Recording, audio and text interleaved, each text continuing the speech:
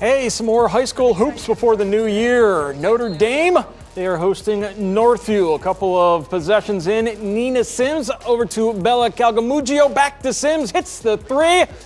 Eagles with the early lead. Later in the first, Northview looking for some buckets. Sarah Cannon over to Jenna Kloscher, shows off her range. As it flies at three is good, but Northview would struggle from the floor all game long. Late in the first, Calgamugio, Jade Battle, off in time. Yes, it does. Before the buzzer sounds, and we got some more buzzer beaters for you. 0.8 to go in the third. Reagan Quinn misses the free throw, but Tamale hits it at the horn. Notre Dame wins as they defend their home court. My role is normally like a spark player off the bench. Coach Galloway has talked to us about how we all have our different roles and our strengths and weaknesses, and we have to play to that. So I kind of bring a spark off the bench and keep the energy up in the game. Every day it's going to be a different player. We don't have someone who's expected to do everything. Everyone comes in and does their job.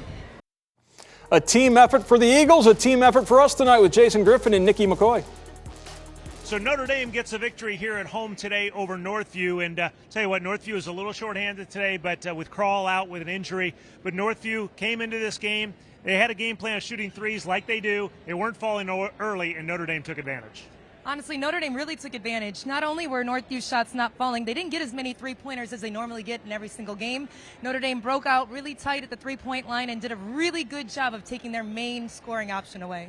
Northview came into this game at 8-2, 4-0 on the road, but today the threes weren't falling, and credit Notre Dame too. They really had a deeper bench, and they paid off because they had 10 players that had significant minutes. Travis Galloway has to be so happy with his bench and his depth. He can not only keep the intensity up, he can keep running the same plays, the same sets. Those girls come in and they not only keep the intensity, but they actually make a lot of points, they score, they bring a spark, and that hustle is amazing to watch. Jenna Kloscher led the way for Northview with 6 points, but Notre Dame's defense was very tight. How about this? They give up 16 points in the game.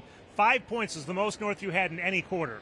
That's insane, especially when you think of the way that Northview normally scores. They're normally outscoring their opponents by large numbers, and at least if it's a close game, they're at least getting both up there in the point differential. So them not scoring that much tonight was a little different for them.